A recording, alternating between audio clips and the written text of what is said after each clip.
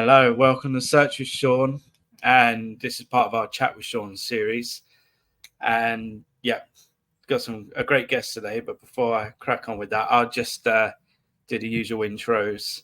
So part of this series, obviously, I've chatted with a few people recently. So shout out to Taher, who was great. Daniel Foley-Carter, they're two of the most recent ones. So I suggest to check those out. Obviously myself, so I'm Sean Barber, the current SEO manager at Macmillan Cancer Support. Been in SEO for several years, digital marketing for God knows, I don't want to give away my age too much, but a long time. And yeah, that's pretty much it. So obviously, if you like these kind of things, do like and subscribe because it does help the channel. So I introduced my guest. It's someone who came onto my radar when I saw them speak at Brighton SEO. You probably did as well if you were there. Really great speaker, and it's Ray Saddiq. So I'll just go into what he's all about. So Ray specializes in SEO, Google, Amazon, even a little bit of TikTok, plus social media marketing, ranging from influencer marketing, Instagram, community management to short form video strategy for TikTok and Reels. He's all about finding where the digital world's attention via researching the native content style and audience engagement. So Ray is currently the senior digital SEO manager at HomeServe UK, and is also the founder of the Social Diary. So yeah, cheers for joining me, Ray. I'm really excited about this one. I say you came onto my radar, and I've been followed you ever since. Really like your content and stuff. So yeah, cheers for joining. Cheers, man. Thanks for having me on. I'm excited to be here. Yeah, I've had you on LinkedIn for a while as well now. I didn't know you went to my Brighton talk, actually. Wait, was it on the one this year or last year? I can't even remember. They all roll into one. Probably this year. I went to both, so God knows. Probably, yeah. I can't even keep up. Nice, man. Yeah, well, thanks for having me on. I'm excited to be here. Yeah, cool. I mean, obviously, the range of your knowledge is vast. So I just want to crack into all the different subject areas.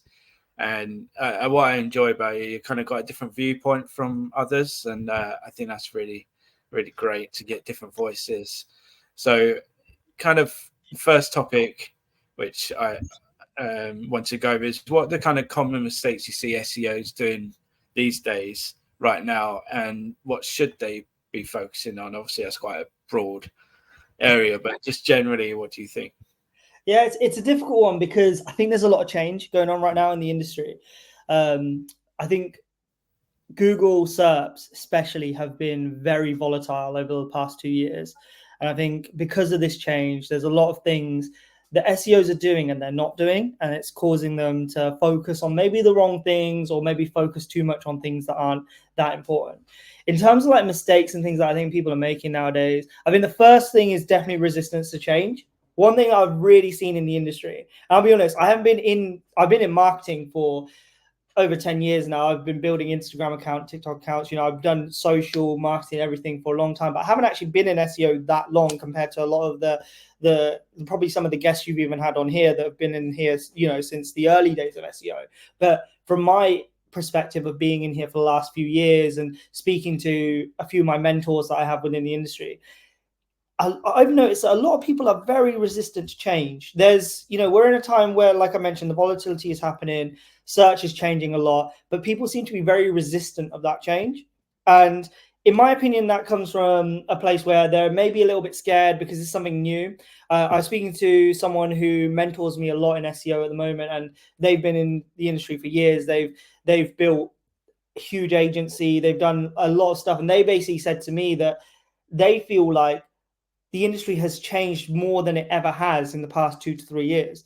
And because of that, a lot of people are at a point where they don't really know what to do. The stuff that used to work isn't working. Some of the stuff that stopped working is now working again. And what's happening is a lot of people are falling into that trap of just wanting to do the same tactics that they've always done. I think slightly out of fear and slightly out of this has always worked, but now it doesn't seem to be working as well.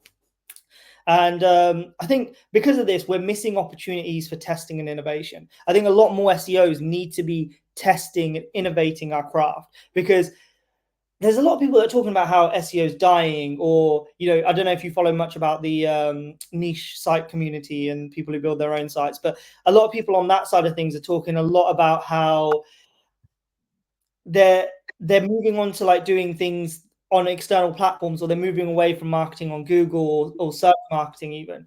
And I think that's because of the change partly, but also because they're not ready to innovate their search strategies, or they don't want to, because to be honest, the stuff that Google's done to everyone's sites who's in that kind of community, it's had a big effect on them, and you know they've taken it quite personally from what I've seen.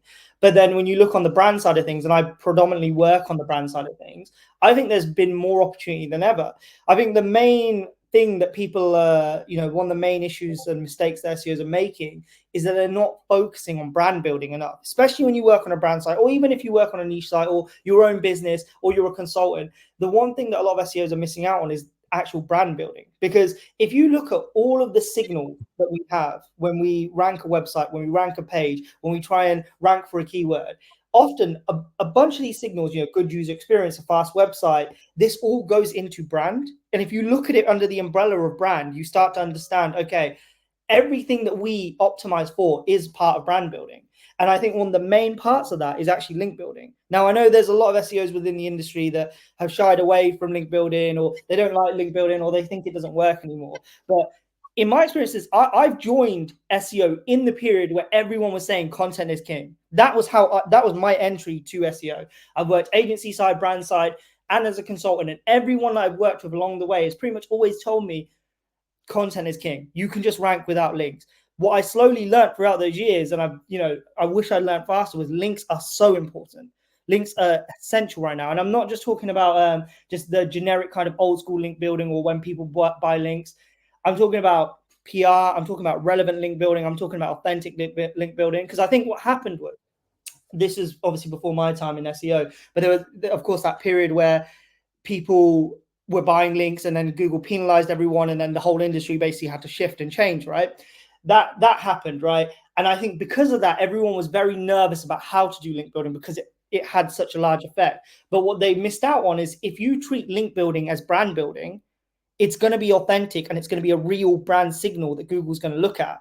So I think one of the main things that SEO should be focusing on is brand building via links, and, you know, digital PR, working with a digital PR agency if you want a brand, you know, doing things that people aren't going to be able, your competitors aren't going to be able to replicate. Because especially if you're in it, let's just say you're a startup, or you're a SaaS, for example, you do a digital PR campaign based on the data that you have already. Your competitors can't replicate that. That's links they can't replicate. And that's one thing that we've seen in SEO, I think, over the years, that I've seen building my own sites as well, where if you can do something your competitors can't replicate, it gives you an edge in the SERPs, it gives you an edge in the rankings. But yeah, I think the main focus should be right now brand building, and they should stop making the mistake of being afraid to change and shift towards, you know, new things that are happening within the industry. Yeah, I mean, I think that's so important. You know, like you say, the one thing that makes you unique is you. So, you know, no point doing what everyone else doing, putting out same content and stuff. It's about what makes actually the brand, and what the brand is. So yeah, that's great.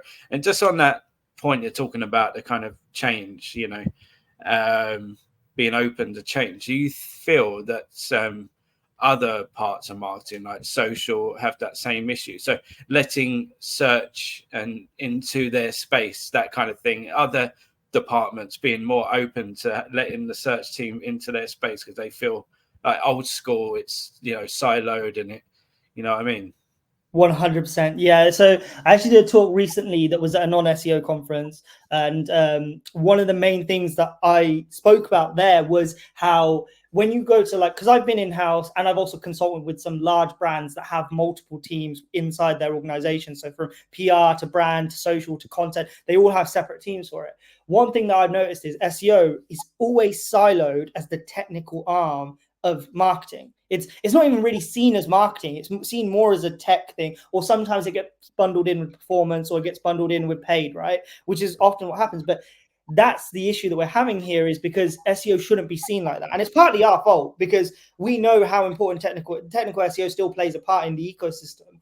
and we've almost made it our focus, and we don't want to get involved with the creativity. A lot of SEOs that I speak to, a lot of traditional SEOs, they don't want to get involved with the creativity side of things, and that's where I think they're missing out, because that's a huge opportunity for us. And especially within an organization, when someone sees you, it's the same way in real life. If someone sees you in one way, that's the way that they're always going to perceive your value. That's how they're going to perceive you in terms of what you can bring to them. So if they're seeing you just as a technical SEO, they're not going to bring you into brand conversations. They're not going to bring you into conversations about content strategies that are happening off platform. So yeah, to a degree, I think that a lot of the teams like social brand PR especially they just don't see any value in it. But the thing that I've noticed every time I've joined an organization or I've consulted with a brand, what I've realized once I start talking to them teams, they start going, this is actually what the missing part of what we were looking for. I'll give you an example, right? So what happens is when I've worked with a lot of brands that have launched new products, right? Brand new products that either new to market or new for their own business. And often when they're trying to think of how to position this product, develop the app, build out the social campaign, they're just going off first-hand user research, right? They have no actual, qualitative or quantitative data based off numbers that comes from the back end. And what search allows us to do, and as search marketers, we can provide that data based off historic search queries. So what people have been searching over the last couple of years. And that's one thing that I do whenever I join an organization, they're launching a new product, for example, I will go to them and I will say, okay, cool. These features, I think, are going to be important. Why? Because if we look at the competitors and we look at their competitors' product page, users are finding them via these keywords. So whilst you're building this product and whilst you're building out the social campaign or the PR campaign, these are all the interests that your customers for this product will be looking for. And we know this because we have the data for the past 5 years. On average, this gets like 100 searches a month, 200 searches, 2,000, like this is actual data that they can take back to their team and go, yeah, this is really good for us. That we can use this to actually integrate it with what we're launching, and then SEO becomes relevant and it becomes important to the wider ecosystem. And that's what I think SEOs are missing out on. We get very siloed into the fact ourselves. We start to think, oh, we just look at the website. Like we don't have to worry about the app. We don't have to worry about the new product. We'll just launch the page. When it launches, we'll just make sure it runs quick and the meta description's done and it's keyword optimized. It has 1H1 and like the basic kind of checklist. And I feel like we need to stop siloing ourselves to a checklist and be involved as marketers. Because in my opinion, I've always thought this, yes, SEO is a specialism, but I think in order to be a actual good SEO, you have to be good at marketing and you have to understand business and marketing, because if you don't, your clients aren't going to be happy. Your department isn't going to be running in alignment with what the business goals are. So yeah, I think it's involving all of those different things, and it's being able to show that value that SEO already really has. I agree. And part of it, you have to realize that some of these people working in these departments have zero idea what SEO really is. They have a very limited knowledge of what SEO is, and they've got this, like you say, they kind of had these already ideas of what it is and what it does. But if you can go in there and educate on how we can be involved in those different areas and how we can benefit them to do their job better, then I think that goes a long way. And that's what I've tried to do in Macmillan, and reaching out to the PR team, reaching out to brand, reaching out to social, and try and see how we can get integrated into their processes. And obviously it's hard because it's extra workload, but it's worthwhile. If they launch a campaign, it does really well, you're going to reap the benefits, as you say. So it's definitely worth doing. I mean, especially from a PR standpoint as well. Often internal PR teams don't realize that a link actually can give long tail benefits. Often they just think it's the initial campaign impressions and traffic that's driven from that campaign. What you can then go to them and say is, not only is this like a metric that helps us, this is a metric that helps you. So when they go back to their manager or their head of department and they go, also the SEO benefit is X, and over time it's led to X, which has resulted in Y, all of a sudden they're like, oh, cool, this is actually useful to us. So yeah, it is really important. I think it's important to have those conversations with your team. Yeah, 100%. So I guess moving on, just on to kind of more social, well, we've kind of touched upon it, but how are social platforms affecting the current search landscape? Obviously a ton going on, and there's stuff with Reddit, there's stuff with TikTok and so on and so forth. So I know you do a lot of good posts around this. So yeah, just what do you think? Yeah. Cheers, man. Yeah, so social is an interesting one. So a little bit of context for anyone who's listening. I worked in social media before I was in SEO, so I've had a big history in social where I've grown Instagram accounts to 100,000 followers. I've done multiple like short form content campaigns, done full social campaigns as well. So my experience has actually started in social, which is why I think a lot of people think I have like a unique perspective in the SEO industry, because I came from that background rather than like maybe a paid media background or something like that. So in my opinion, what's happening right now is social platforms are playing a bigger part in part of brand, and it's working in a few different ways. And one of the ways that it's working with is, I think it's a way where we have to take a step back and have a look at it from an external perspective and look at it from a top-down point of view of what's happening with search. So, and Google specifically, because Google right now, a lot of its market share is being eaten into by so many different platforms, and social is a micro percentage of that. They're not even really eating into Google's platforms as market share as much as people think they are. They're actually just part of that conversation right now. But what's happening outside of that is the whole OpenAI thing, Search GPT, Perplexity, all these other different alternatives to Google that are actually shaking up the market.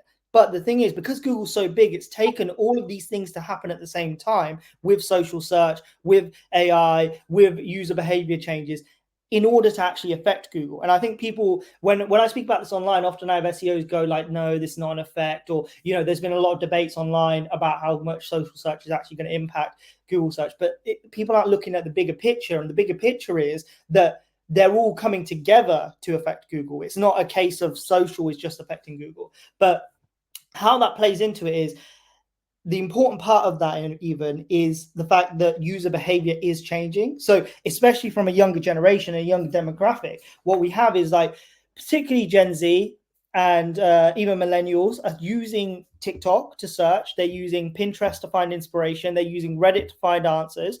But it's not just limited to them. There are people in the older generations who are using them. And that's very interesting because that's changing the habit of how people search. And I think that's very important because people have formed a habit of using Google. So if that habit starts to shift, and then you have another player come into the market like Search GPT, that's when there is a slight worry to Google. But of course, Google is a giant.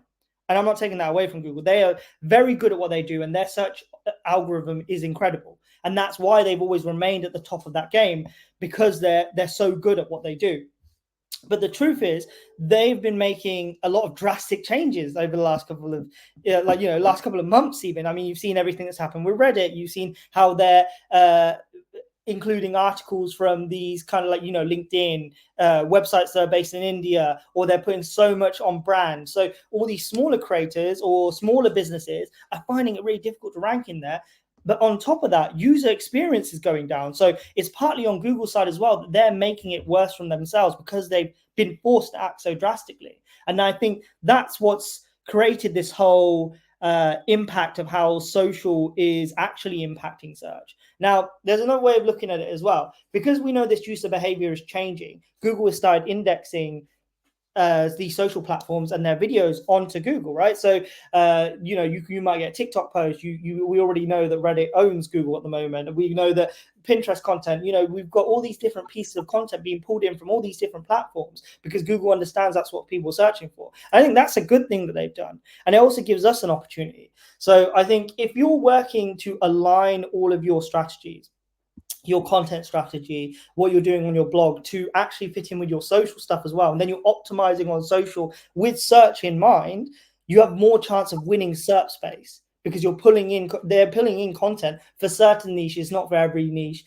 for this, but it gives you an opportunity to actually optimize a piece of content for a long tail effect, rather than having like you could do a blog post, you could turn that into a piece of social content. That social content will last usually 72 hours before it stops getting traction. But now with search, just like how we discovered with SEO, all of a sudden you've got traction for the next 6 months, 12 months of just traffic, clicks, and you're taking up SERP space as well. So I think the idea is that social platforms themselves and social marketing doesn't actually have a direct effect on SEO. traditional SEO anyway, but it has a massive effect on brand. It has a massive effect on market share, and it has a massive effect on attention, because people's attention is on these social platforms. And that's, if you've got the content to post there, why wouldn't you do that? And now you have the opportunity as a search marketer to optimize there as well. And I think that's incredibly important. So I think the main solution is integrate what you're doing on, on SEO into social, and create like a multi-channel aligned strategy. And that doesn't mean that you yourself as an SEO have to learn social. I get a lot of SEOs come to me like, wait, Ray, does that mean I have to learn TikTok? No, that is not what I'm saying at all. Like that, because that would be ridiculous. Not everyone can learn. These are all specialisms. Like you can't just learn TikTok. You have to be a TikTok specialist. You can't just learn Instagram. Instagram is its own thing. It has its own algorithm, and it has its own type of content you have to produce. No, but you can take what you're doing and work with your organization or your business or the business you consult with, if you're an agency, the business that you work with, to go ahead and just work with the teams internally to produce this content, or align with their content calendars at a minimum. At a minimum, you can align with their content calendars. But yeah, that's what I think it's all about creating.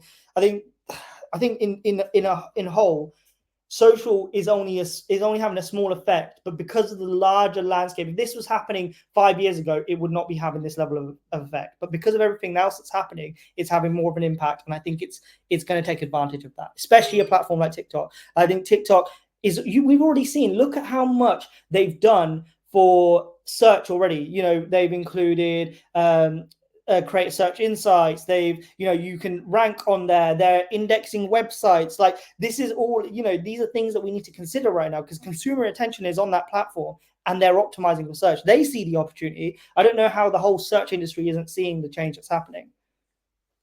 Yeah, I mean, even from my point of view, when I'm tracking different properties, because obviously they've all got different audience types, and I see that some that you would expect would be kind of social, attractive to the social audience, the market shares are being eaten up by more and more TikTok, YouTube, Facebook, and it's really interesting to see the shift, and I've seen that happen quite quickly over the last year. So if you're like a smaller company, you don't really have different departments, and you're putting all your efforts basically into paid and some organic, if you haven't got much time, what should you do if you start seeing, obviously your organic traffic starts to drop because you're not, like, the bigger brands are getting shown more, and you're kind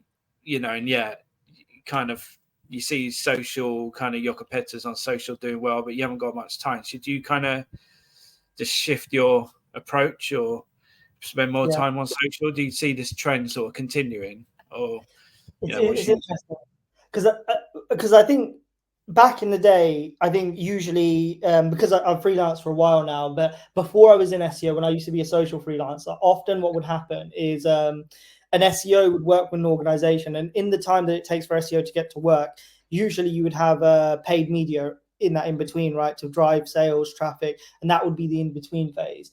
And I think what's happened now is there's been a shift towards organic social, because organic social is so powerful and so cheap, and it's really effective because platforms are giving away reach. Instead of you having to pay for them, you can post a video tomorrow, and it's not TikTok in 2020 anymore, but you could post a video on TikTok, for example, now, and you could still get 10 to 20,000 views. That could lead to, generate 100 sales, 200 sales for you from one video. So I think the whole thing is right now, if you're a small business, and I've worked with a few small businesses, I freelance a lot with a lot of smaller businesses and brands that don't have the time. And there's two ways that you can look at this. Either you make the time to create that social content if you want to win in that, because the truth is it either costs money or time when it comes to organic social.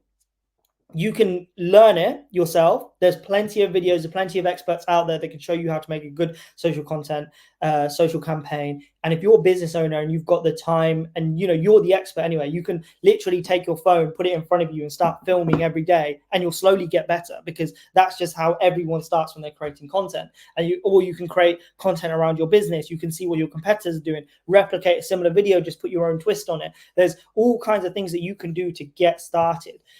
However, if you don't have the time for that, then you might need to invest the money. You can invest in a social agency to help you, or you can work with a freelancer, or you can work with a consultant. Or you can hire someone like a VA online. There's lots of different routes you can go down. I think in my opinion, the best mix, especially for small businesses, is finding a consultant that will do the strategy for you and then teaches you and trains you how to produce content. Because then what often happens is, this is how I often work with my clients as well, is my idea is I will do the strategy for them and I will work with them for 6 months to a year. And during that time, I will train them. I will tell them the trends. I will show them how to film. I will show them how to edit. I will do all their content schedules for them for months on end. And then when it comes to, a year's time, I'll be like, to be honest, there's even times where I've gone to the client and I've gone, I think that you can probably do a lot of this on your own now. Like, you don't actually need me to support you. If they want to keep having that support because they like that, that's fine. But also for me, it's like, I can now move on and help another business to grow. And I think a lot of people don't, a lot of social freelancers focus on doing all the work themselves. And I understand that, but it's the same in SEO. Like, we get, you'll get a subject matter expert to write the content because they know it. And I think it's better to get, instead of me going there filming, planning, it's a 50-50 thing. If you can tell me what's relevant, what product you want to sell, what service you want to sell, what that demographic or the customers you usually deal with, what they have to deal with, and then I think of creative content that goes off that, and then I teach you how I've thought of that content. We just have this ongoing cycle of good content. And I think that works a lot better. And I mean, I've seen good results from that. So I think it's the best way to do it. Yeah, and 100%. I think something that yourself and especially Kerry Rose says a lot is, go where your audience is. Don't be wasting your time on channels that just your audience isn't really there. So yeah, and kind of moving on, and we have covered this a little bit, but there might be more to it. How can SEOs and social especially work together in perfect harmony to improve visibility and on search platforms? Are there any sort of techniques you have? Yep. So this is an interesting one as well. So I think this works in a way of content contribution, or I like to call it content contribution rather than distribution, because distribution is taking a piece of content and just posting it everywhere. And my thing is, if you contribute, you're making that content natively relevant to whatever platform it lands on. Basically meaning that instead of taking a screenshot of your blog and posting on Instagram, you take the idea of your blog and turn that into a video for Instagram, for example. But I think it works a little bit like that. But the truth is, if you take a step back, so if you're working brand side, or you're an agency that works with a larger organization, to make these channels work together, it just starts with conversation. You've literally just got to get your SEO team, or you as an agency, to start talking to your PR department, to start talking to the content team, start talking to the brand team, because those are the people that are actually making those decisions. Most of the time, they don't even know what you're doing. So start with a conversation. That's step one, and start making those conversations regular so that they start inviting you to things. The idea is, if you're helping a business, especially if you're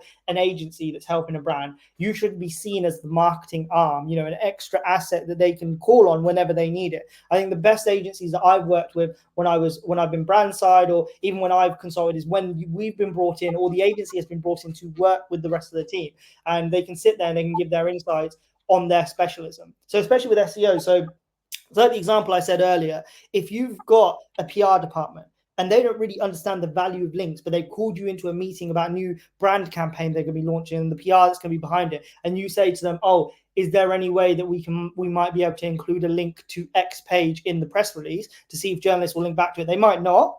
Oftentimes they don't, but it gives you an opportunity to get that link. You see what I mean? So I think that's one way of looking at it, is to have that conversation, so that that cross-department collaboration, in order to make sure that everyone is speaking with each other. And then from there, you can go into doing things to actually leverage the social signals that actually matter to SEO. So from an SEO point of view, because I assume a lot of SEOs will probably be listening to this, and I think looking at it from a purely SEO point of view is, if you can work with the social team, let's say you've got a piece of content that's already doing quite well on Google, right? You already own the search for that. If you can go to the social team and say, okay, I know over the next 6 months you've got X planned in, right?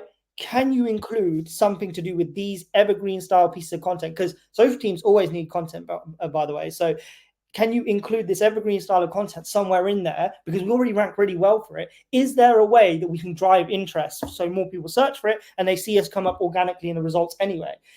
think of something creative and fun like that. Like there's a lot of brands that are doing this, that do this quite well. I think Monzo being one of them, Gymshark being one of them. They will create a brand campaign, and then what you'll see is things that are related to the brand campaign. I don't know if they're doing this on purpose or not, but often what happens is they'll create a brand campaign and you'll go to search something related to that brand and their brand will come up anyway. And even if it's a generic search and it's not related to any brand kind of keywords within that search. And I think that's very cool. And I think that's how you've got to think of it, is integrating together where you can and helping each other where you can.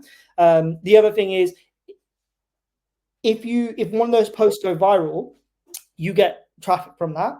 You get links back off the back of that. Let's say it ends up in publications, you get links pointing back to your website of that. So those are actual real tangible SEO signals that you can use for to go back to your manager and say, oh, look, we collaborated with X, we collaborated with the social team and look what's happened.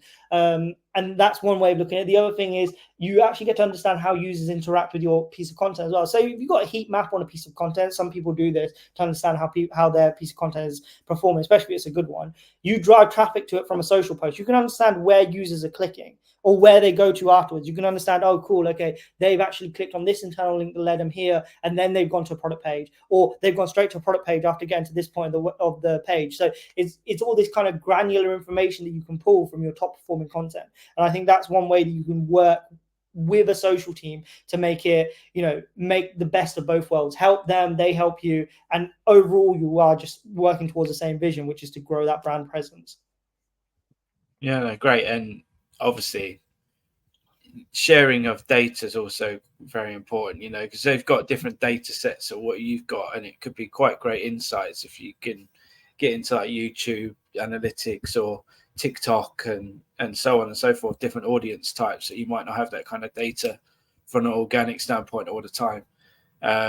So yeah, definitely. And in terms of, this is another kind of post you put out recently I thought was quite interesting, around kind of switching topics a little bit here, but should businesses bother with top of the funnel content? And if they should, how should they distribute it? I found this a really good, you put out some content around this recently, so I thought it's worth talking about. Yeah, so top of funnel content's interesting because I think right now everyone's a bit nervous because of they think ChatGPT is going to be replacing it, and they think the awareness level, top level content is going to disappear. But I don't necessarily agree, and I think it still plays a big part. I think they should be producing it because it feeds into more than just more than just the SEO signal in terms of it will rank immediately. I think topical authority is very important. We know that it plays a part in the SEO ecosystem, right? So topical authority is where awareness content and top of funnel content will add into. But I think the main thing is you can actually take top of funnel content and it's really easy to distribute across social platforms because your social teams need this type of content, right? This is the type of content that they produce on a regular basis. So you can actually take this top of funnel content, send it over to them and work it into the content calendar that they've produced and just have it shared online. Like you can just have it distributed across all these different platforms. But yeah, I think that as AI search advances, I think as ChatGPT advances, top funnel content might not be as important as it used to be from just like a purely traffic driving perspective, because often, even for me myself, when I'm searching for anything that's awareness level, I might not go to Google for that. I might go to TikTok for that first, or I might go to Reddit for that first. But eventually what happens is along that journey, I end up back on Google once I've made my decision. And then I might do that via a brand search, or I might do that via a specific search. And I'll go, okay, this is why I actually want to buy because I've done this across so many platforms. And the issue is, I think a lot of people think that journey there takes a long time. But the truth is, it only takes like a few minutes. You can go and make a purchase decision based off, doing search on Reddit, doing search on asking a friend, going back to TikTok, going back to Google, coming off that, doing some further research on like a subject specific forum, and then going, cool, this is the decision I made. That can be done in 5 minutes, just checking a few different websites and asking your friend. And then suddenly you're back on Google and going, yeah, I want to make this final decision before I buy this, especially for longer tail purchases that are a lot more expensive. So yeah, I think that I think that the distribution is very important. I think the top of funnel content will still play a part, but it is being taken away. But search in itself is growing because of this. People are searching more on these other platforms for this top of funnel stuff, and that's where I think it's going to move. But yeah, I think the businesses should be doing it. Yeah, I mean, obviously it's going to vary as well, depending on what industry and sector you're in, how much impact I guess those sort of things are going to have on results. And I guess following on, why should they also focus on the bottom of the funnel content?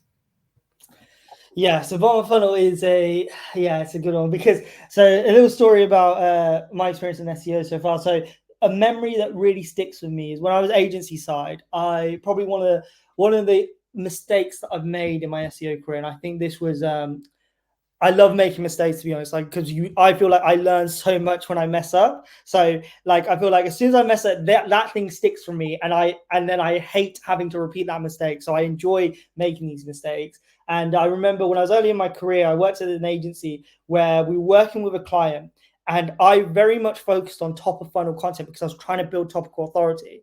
And my argument was very good. However, this client had a limited budget and a limited time frame with us. My manager came to me and was like, we've built a lot of top of funnel content, but not content for them, but none of this is converting, and none of this is actually driving sales. And the client was not happy. So we basically went through, we readjusted the strategy. My manager at the time, he was an expert at like bottom of funnel and like B2B stuff, and helping customers convert. And he talked me through why this was important and how to actually do this. And we went and pivoted and we rebuilt this strategy, and the strategy went really well, and the client was really happy. And what I learned from that was you can take that type of content there and you can actually still distribute that out to different platforms, and it's just always converting. So now whenever I start a strategy, I actually like to start with bottom of funnel content, because I feel like if you start with that, often, especially if you're, okay, let's look at those. I work with a lot of finance brands that either SaaS or, they're hedge funds, or they might be wealth managers. And often comparison content works really well for them. So I'll produce like a comparison piece, put that onto Google. Oftentimes, one, if they're a new product or they're new to the market and users are doing their own research, they will go away and search X versus Y product, right? Or X versus Y service. And what I've learned from that is, and something that my manager back in that agency taught me, was that conversation, because a lot of brands are a bit scared of doing that type of content. That conversation is going to be happening with or without you. So people are, external forums, like different kind of comparison websites will be producing this type of content. With this, you get to control the narrative a little bit. So what I'm saying by that is, no, you can't be biased. Like, you can't, like, because if you're biased, the customer will know, and it will just make it look ridiculous. No one's going to buy from you anyway. But, I've seen loads of great examples where people at the start of a comparison piece of content will literally say, like, by the way, we might seem biased, but we're not. Like, but it allows you to really highlight what you're good at versus that competitor. And that bottom of funnel piece there, then, yes, it'll do well on Google. It puts you on the same level as a market leader, because they'll be able to say, cool, they're in the same, seeing your name next to another market leader is very, very strong brand signal. And then you can take that and you can run ads behind that. You can run an organic campaign behind that. And that bottom of funnel content is always a converting piece of content.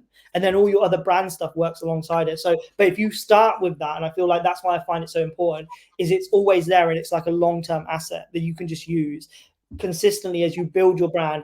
And as you start doing more of the top of funnel, more of the brand campaigns, more, you have more budget to do that type of stuff. You start working with influencers, you start, doing a massive SEO push, digital PR campaign, etc. What you'll find is then when people go to search and that piece of content's already produced and it's already ranking well, and then you're reinforcing that with an ad campaign behind it, they are converting like crazy. It's just turning into a wheel. It's just turning into like a cycle of just having people come through, and they just meet the brand, do the comparison, go to bottom of the funnel, and then they've converted and they bought your product. And I think, so bottom of the funnel, I find it really important. And I think that you should be focusing on it. Do not be missing out on it. Do not make the mistakes that I made. So, yeah. No, that's great. And actually, I think I see that a lot. A lot of companies are scared of going there, and like you say, it shouldn't be, because people will have those conversations regardless of whether you want to go there or not. So I don't feel like, we you look at EAT and about, you know, being transparent and, you know, showing your authority and stuff. That's a great way of doing that, as long as you're not like you know, like a Wikipedia where you're meant to be like neutral. As long as you're, you know, not showing too much bias, then if you feel you're better than your competitor, then obviously showcase that and show people why, you know, and obviously that's where case studies and expertise comes into play and stuff like that. So yeah, I think that's definitely a great thing. And it actually reminded me of an example. It was quite a funny one. One of my first ever market manager jobs, and I was working for a phone company, and our competitor, who was quite how should I say it? Yeah, they were quite they had dodgy kind of tactics sometimes, let's put it that way. Quite aggressive, and they did a whole comparison piece, and it wasn't it was probably the most one-sided comparison piece that you could do, with a lot of false information, and they pushed that hard, and they put a lot of paid campaigns towards it on branded terms, and it was quite messy, and that kind of, yeah, but it backfired on them because they failed in the end. So, you know, it kind of, but so you have to do it right, and don't be, there's no point doing that kind of thing. It will backfire you eventually, probably.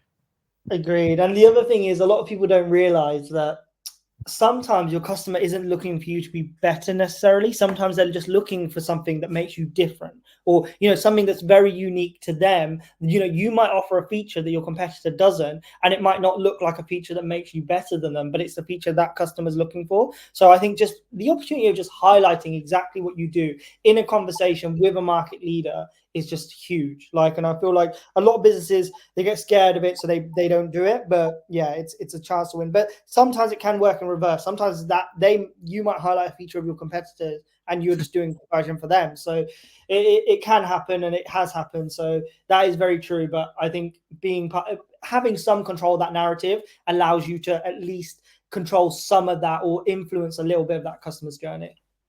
That's very true. And people don't always go with the cheapest product. You know, they go, like, say, the product that ticks their boxes, and that could be anything.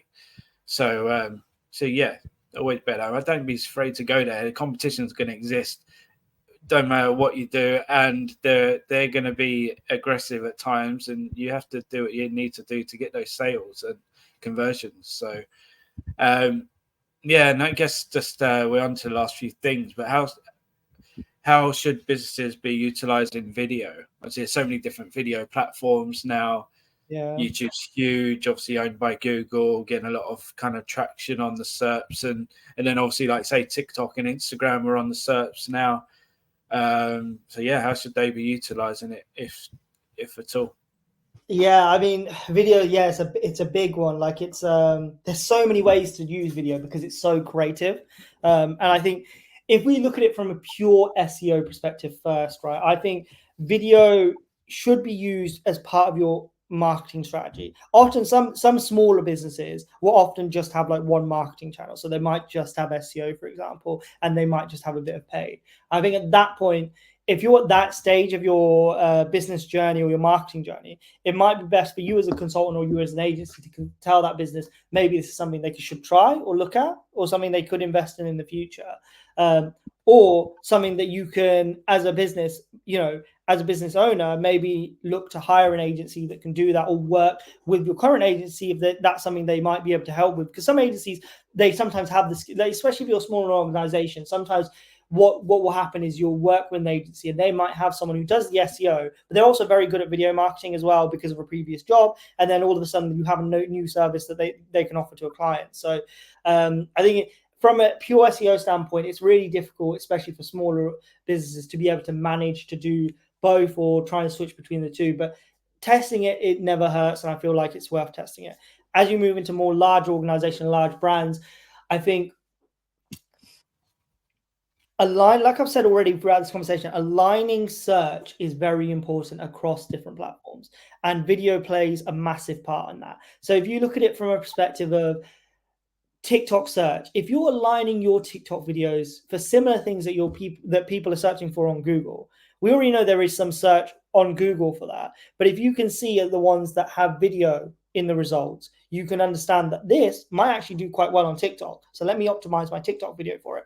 And then if it does really well, Google might pull that into the SERPs. So I think it's looking at it from that perspective as well. Like really alignment is key. I think if you start, the other way is also one thing that I realized is unique content on page. So from an actual blog and content perspective, if your blog has good use, if you have a blog piece of content that you want to do better, or you want it to be unique to your competitors, you want to make that be a piece of content that helps your customers in the right way. So if you can see that you have a tutorial piece of content that's ranking okay, and you want it to do better and you want it to improve, you've done like, I don't know, a link building campaign behind it, you built a content cluster around it, you want it to be even more unique, you could actually take a video you've done on social and put that into the blog content and actually like embed that into the content, with that just keeping in mind user experience. But I realized, so I've got my own like niche site where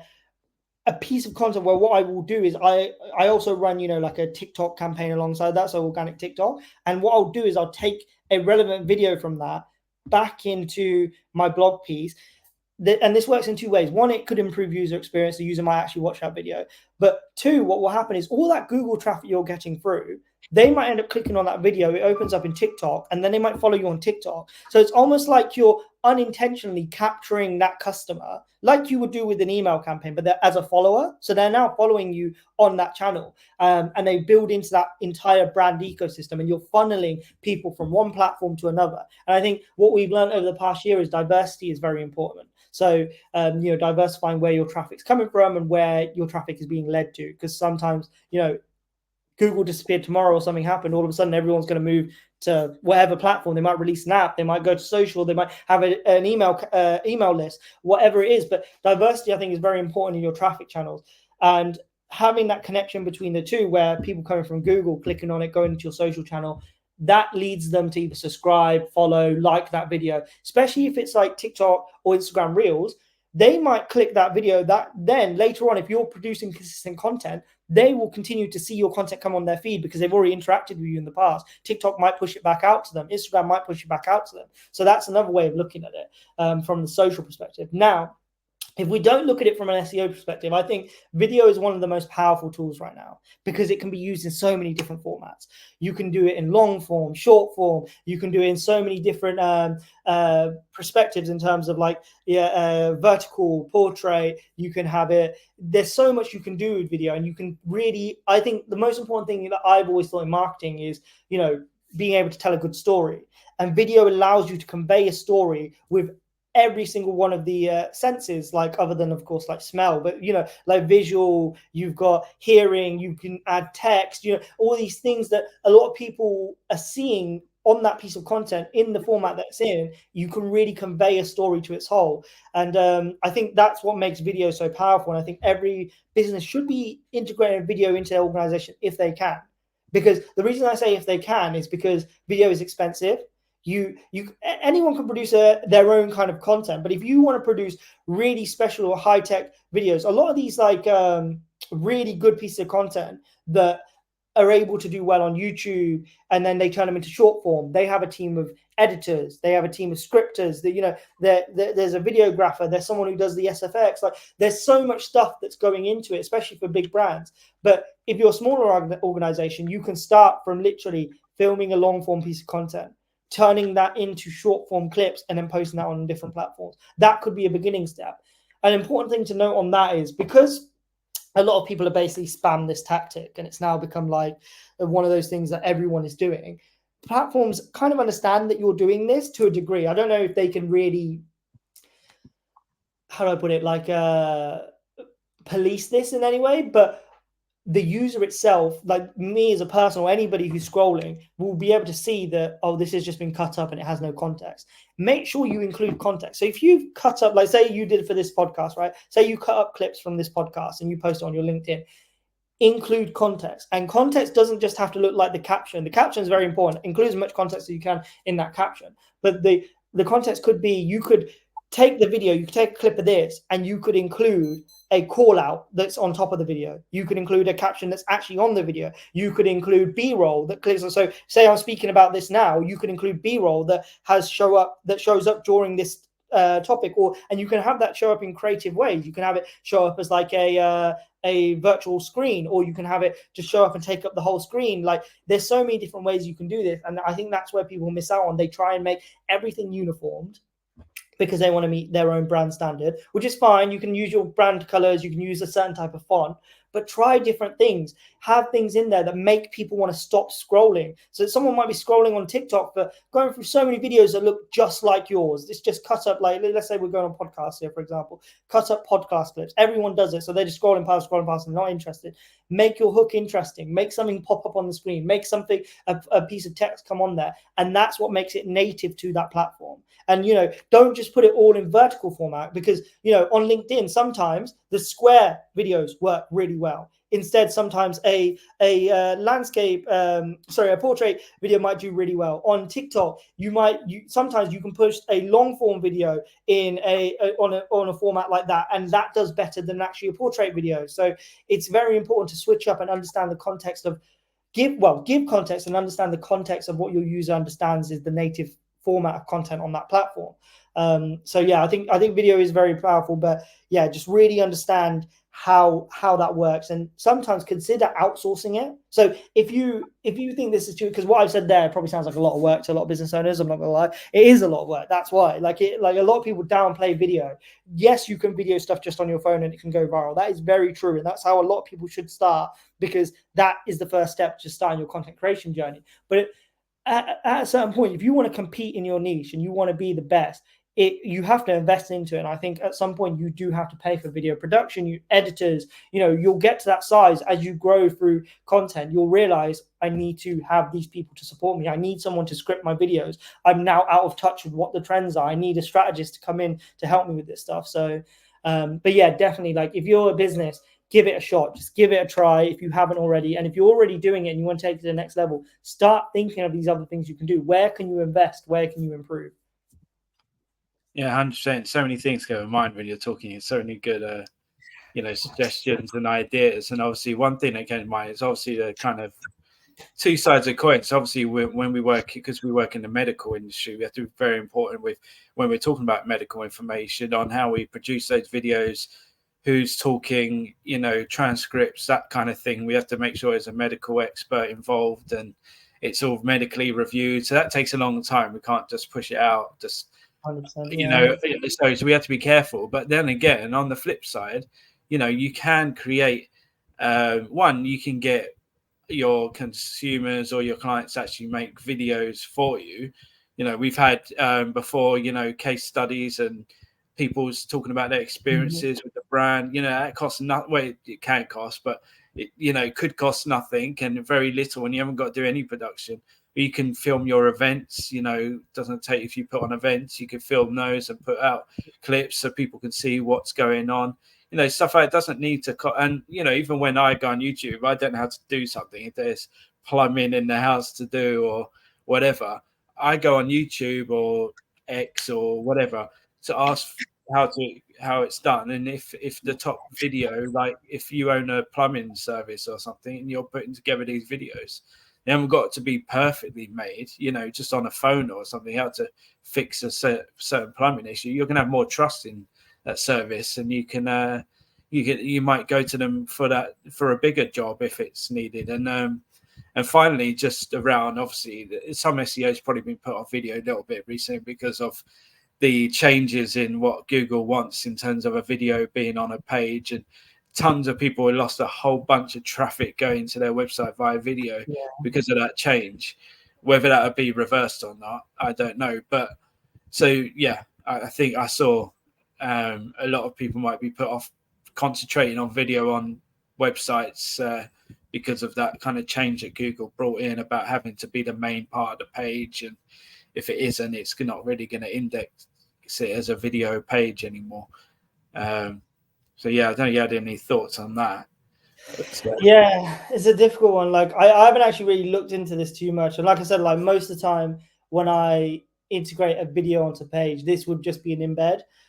Or link to a video, for example. Like sometimes that just helps users. Just my whole thinking is I want them to click through. My whole thing is I want them to click through, so I might capture a follower or I might capture them on feed and the algorithm will push content back to them. I put a lot of faith in organic algorithms. I really shouldn't, but I just feel like it's always worked for me so far. Anyway, touch wood. But yeah, that's interesting. So tell me a little bit more about that then. How does that work? What's Google Reach then? Because I haven't really seen much about this. Yes, obviously when people just have videos on their pages as anywhere throughout the content, and then Google would rank that page, that video from the content piece and within the page. So you'd get a lot of traffic coming through because they would go onto Google, find the video, go through to the piece of content. But now they basically said that the video must be the main piece of the content on the site. It can't just be embedded within. It has to be the main focus of the page before they start indexing it as a video page. So obviously tons of people have lost a whole bunch of traffic that they used to get through video. And they've had to adapt the kind of content they already had on the content on that page if they really want to get seen again. So yeah, it's just an interesting switch. And I don't know if they're going to reverse it. They've got a history of that, obviously. But yeah, obviously that's kind of changed the game in the way that people produce, host video on their website content. Yeah. I wonder if they are gonna. I don't know if they'd reverse it, but I wonder why they've done that. Is it because they're pulling in more different kind of video SERPs? Is it because they want video to be the focus on these pages and they don't want it to be hidden away? I wonder why they've done this. That's very interesting. I'm gonna have to look into that after this. Yeah, it might just be a case that, as SEOs and content marketers, we sometimes take advantage of things. So if we were to chuck in videos on willy-nilly on all our different content pieces to get this additional traffic, could be a possibility in the SEO world. We have a history of doing that ourselves. So, yeah. Yeah. I guess, how are you doing on time? We've got... Yeah, I was just going to finish off on your views on what you think the future holds in terms of search. Obviously, you've got AI, OpenAI said they're going to release their own search engine soon. See social kind of dominance, Reddit, taking over, even though they said their growth is nothing to do with their partnership with Google. And so on and so forth, all the other, like you say, all the other large language models that have kind of come into play as well. How do you see, and obviously in different ways. I was really interested watching Marie Haynes talking about, Google Lens, Google Circle, the different ways of searching as well. How do you see it evolving, say, in the next 6 months or like a year? Yeah, this is a difficult one because I feel like my opinion keeps changing on this every week because something new is happening, but then it's difficult because when you're you have your own websites, you can see the traffic and you're seeing that there is change and there is drops, but at the same time there's not, and people are still searching. It's like I like to think about what's happening now, and I like to consider what's happening tomorrow, and I like to take into account what happened yesterday. But today is very important because that's what's happening now. And let me think about it. So the future is almost looking like. I personally don't think search is going to go away. So for me, I really feel like search is always going to play a part in the marketing funnel and in the customer's journey. What search looks like is changing. Like right now, it's actually changed a lot in the past year. And I think what's happening as a result of that is the search journey will just grow, especially over the next 6 months to 12 months while people are working out which platform to trust as they're forming habits on these different platforms. What will happen is people will start to change their behavior in how they search. So what they might do is, what I think they'll do anyway is that they'll grow in terms of where they're searching. It's like I said before, like the one thing that we're seeing more and more of is that whole different touch points. So customers, when they're searching, they will start on one platform, they'll jump to another one, then they'll go back. And I think Google will always play a part in that. What I'm not too sure on is whether Google will always play a part in generic searches in terms of especially top of funnel. I feel like the more this gets integrated into voice, because I think if you remember, everyone was so afraid of voice search. You know, there was a massive notion. Everyone thought Alexa is going to replace us, like SEO is dead, like, but it just didn't work. What's scary now is Alexa is used out of habit now, and by a lot of normal people. And when I say normal people, I mean people who don't work in like the tech industry, who have sat behind a computer all day. Like, you know, I think I would be more concerned for Google when, you know, my brother has one of these things. He's an electrician, for example, and he has one of these things. And instead of going to Google, he's asking, like, I don't know, he's just asking Siri, for example, for an answer to something that should have been a search query. So I think the more that this gets integrated, and I know it's about to be integrated with Siri, I know that a lot more of these kind of, I don't know if did you see that friend.com thing that came out yesterday? No. So there's a whole thing going on Twitter right now. This you should have a look at it. It's a website called friend.com, or it's an app or something. And they've just raised funding for a product that you wear around your neck and you press it and it listens. Well, I think it listens to you speak all the time. I'm not quite sure how it works exactly, but it listens to you speak. And when you press it, you can say something to it. And then what it does, it responds to you via text.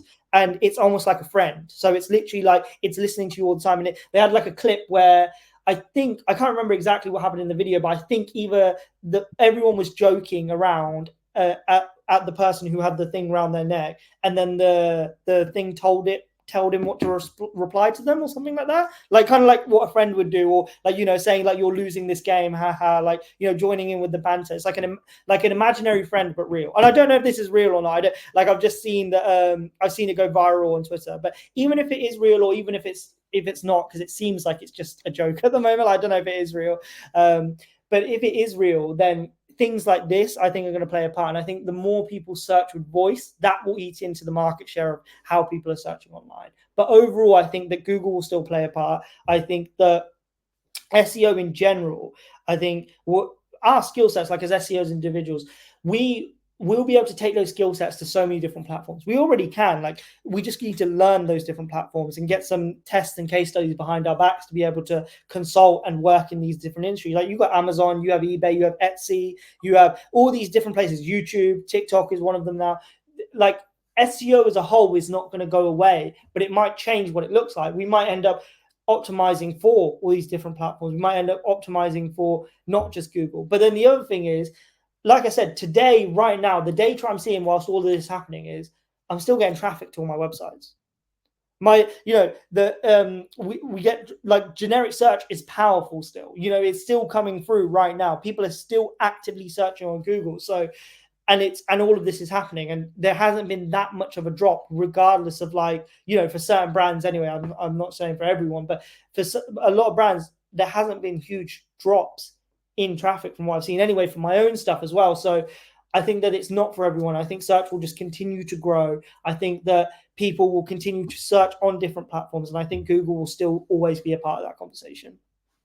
Yeah, and like you say, I think that's why it makes it so important about your brand and your authority in the market, because you know, these large language models, they're going to pick, you know, those that are most authoritative in the, well, hopefully in future. I know there's some questionable results so far in certain results, but hopefully in the long run, I presume that they're going to pick the ones that are most have the most topical authority in whatever that people are searching for, and they're going to go with the top brands, usually, I would expect. So yeah, that's where that all kind of fits in. And also, what that was really interesting, that story actually about the friend thing, because might have to talk about that in the next episode of the news, SEO news that we do.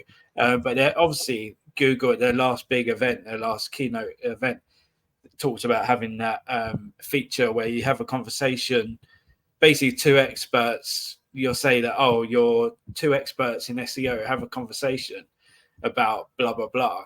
And then you can then chip into the conversation. You'll be like a three-way conversation about SEO. And you're just talking to two kind of AI bots or whatever. And then also OpenAI have also, ChatGPT have just introduced more voice sort of into their products as well. I think that would be a big thing in ChatGPT 5, which will probably come out probably later this year. So voice, yeah, really big, and having that conversation piece and that, yeah. Voice is going to play. Yeah, I agree with you. I think voice is going to play a big part, and I think the issue is right now, especially within the SEO community, it feels like whenever I speak to someone about AI, their whole focus is I'm using this to write content. That's what they're saying. They're saying that their only thing for AI is, oh, I can use it to replace doing this for me. Like I can use it to write a blog article for me or something like that. Which I just don't agree with writing. Like I just don't think right now. Anyway, this, like I said, today I like to look at today. Right now, I don't think that content written by AI is that good. Like I think that human written content still outperforms it. That might not be the case tomorrow. So the AI is getting much better, and I know that. I'll be honest, I've seen so many results from people that I speak to in the industry that have huge websites that are just writing AI content, and it's ranking and it's driving traffic and it's showing results. So I'm not saying it doesn't work. I'm just saying right now I still think human content is better, but I feel like everyone's focus is just on using it for that when there's so much more opportunity. Like you said, with the three-way conversation, you can bounce ideas off of it. You can use it to analyze data sets for you. You can use it to turn data into tables, into PR campaigns for you. You know, you can get it to do what you used to hire a data analyst for, to do that for you. You can use it for so many other things that people aren't even thinking of yet that will help you grow more in SEO than just get it to write content, for example. So I think there's a massive opportunity with AI as well, still at the moment, that people, it's just untapped and people aren't going into it. And I think there's, just don't just look at it as a replacement for your content writers. Think of it as an aid to your business. Use it for idea bouncing, use it to integrate data, and use it to think of new angles. Like, especially for if you take a piece of content and you get it to analyze it and see what other angles you can write about it from, or what, really help it to break down your demographics interest by feeding it data. It's really good at things like that. And people just seem to be using it for just its base standard stuff. Yeah, and you get really creative with it. The one thing we do have as SEO, usually, especially you work in a big company, you got all these different tools, you're swimming in data usually, and it can become overwhelming. But you've got these now, you say, these assistants who are very good at breaking down data very quickly and making sense of it. And you should be utilizing that. Even if you only got Search Console, there's tons of data there that you can use. So I've built a couple of models that kind of do a few things, integrate different data sets on different platforms, and it really helps me kind of understand the market, understand pieces of content, as you say.